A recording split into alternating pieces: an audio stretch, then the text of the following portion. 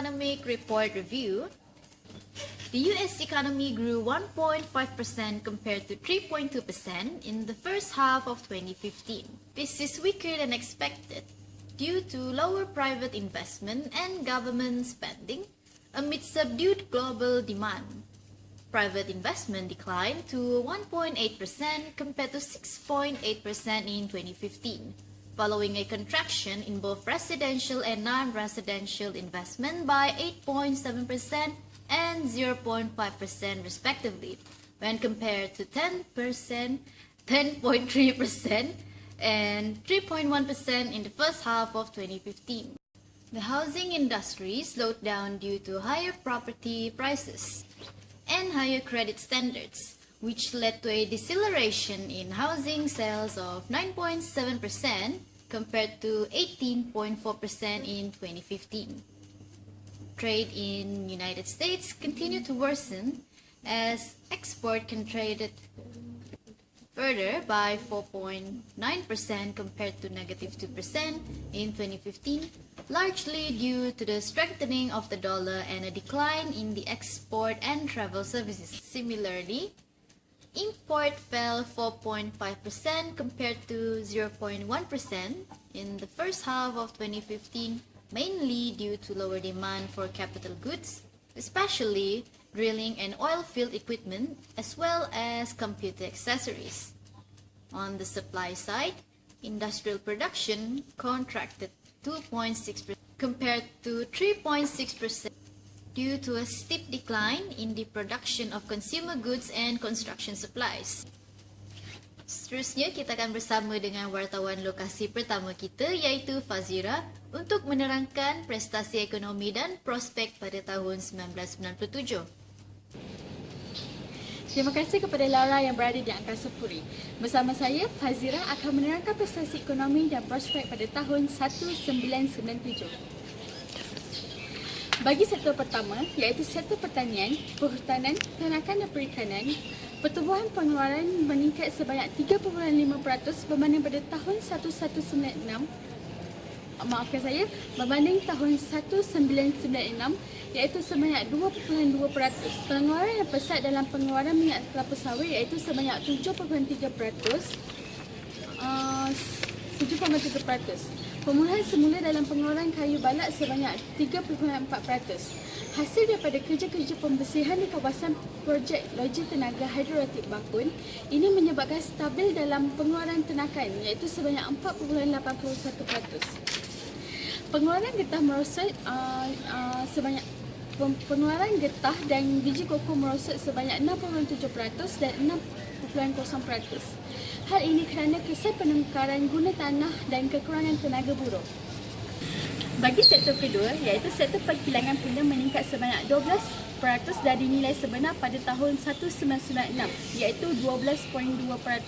Peningkatan dalam pengeluaran industri berorientasikan pasaran ekspor dan pertambahan dalam pengeluaran industri berorientasikan pasaran dalam negeri masih kukuh. Industri berorientasikan pasaran pulih dari segi pertumbuhan pengeluaran, daripada 8.3% pada tahun 1996 kepada 10.6% pada tahun 1997.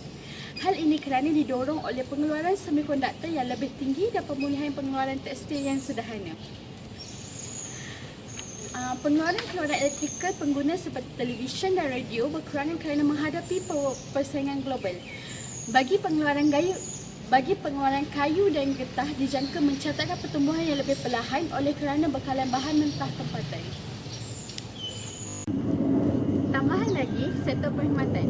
Sektor tumbuh dengan kukuh meskipun perlahan iaitu 8.7% berbanding pada tahun 1996 iaitu 9.7%. Kesan kesederhanaan dalam penduduk-penduduk untuk perkhidmatan yang diperlukan oleh kegiatan sektor-sektor ekonomi utama dan pengembangan kapasiti pengeluaran dalam beberapa industri perkhidmatan.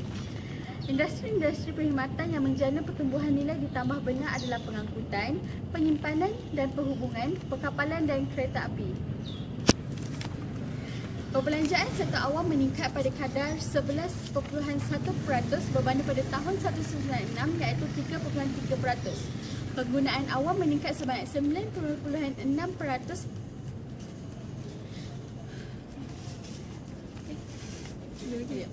Penggunaan awam meningkat sebanyak 9.6%. Perbelanjaan yang lebih besar terutamanya untuk perkhidmatan penting seperti pendidikan dan kesihatan serta pembekalan dan perkhidmatan yang diperlukan untuk melicinkan pentadbiran. Pelaburan awam meningkat pada kadar lebih kukuh sebanyak 12.7%. Hal ini disumbangkan oleh perusahaan awam, manakala inflasi pada tahun 1997 kekal rendah. Hal ini kerana kemerosotan nilai ringgit tidak akan meningkatkan harga import dengan tentara. Sekian sahaja laporan saya pada hari ini. Kita kembali ke studio. Hai, terima kasih kepada Laura yang berada di Angkasa Puri. Saya AIDAH akan teruskan dengan perspektif keseluruhan. Ekonomi Malaysia mencatatkan pertumbuhan memberangsangkan sebanyak 5.7% dalam tempoh 6 bulan pertama 2017 dan disokong oleh permintaan domestik yang kukuh dan diperteguh oleh sektor luaran yang lebih baik berdasarkan perkembangan ekonomi yang rancak dalam tempoh separuh pertama. KDNK benar tahun ini dijangka terus mapan antara 5.2% dan 5.7%, iaitu 2016 4.2% melepasi unjuran sebelum ini. Pendapatan negara kasar pada harga semasa pula dianggap berkembang 9.1% kepada 1.3 triliun ringgit, manakala 2016 6.2% kepada 1.2 triliun ringgit, dengan pendapatan per kapita meningkat 7.7% kepada RM40,713 manakala pada 2016 4.7% kepada RM37,791. Saya teruskan dengan prestasi mengikut sektor. Pertama, sektor perkhidmatan. Nilai ditambah sektor perkhidmatan terus meningkat 6.1% dalam tempoh separuh pertama 2017. Manakala 2016 5.4%. Disokong oleh aktiviti penggunaan domestik yang kukuh. Pada 2017, sektor ini dijangka merekod pertumbuhan 5.9% merangkumi 54.5% kepada KDN. Manakala pada 2016 5.6% kepada 54.3%. Kumpulan perkhidmatan akhir dijangka kekal berkembang sebanyak 6%, manakala 2016 6%. Diterajui subsektor perdagangan borong dan buncit serta makanan dan minuman dan penginapan. Kumpulan perkhidmatan perantara dijangka meningkat 6.4%, manakala pada 2016 5.5%, disokong oleh subsektor maklumat dan komunikasi serta kewangan dan insurans. Sementara itu, subsektor perkhidmatan kerajaan dijangka berkembang 4.4%, manakala pada 2016 4.9%. Kedua, sektor pembuatan. Pengeluaran terus meningkat. Nilai ditambah sektor pembuatan terus mengukuh 5.8% dalam tempoh separuh pertama 2017, manakala 2016 4.4%, dengan peningkatan pelbagai output dalam industri berorientasikan ekspor dan domestik. Dalam tempoh 8 bulan pertama, pengeluaran meningkat 6.4%, sementara jualan produk pembuatan kembali pulih dengan ketara sebanyak 15.6% kepada RM500.2 bilion. Output industri berorientasikan ekspor berkembang 6.5%, manakala pada 2016 4.3%, diterajui oleh peningkatan dalam kitaran elektronik global dan disokong oleh permintaan tinggi bagi produk berasaskan sumber.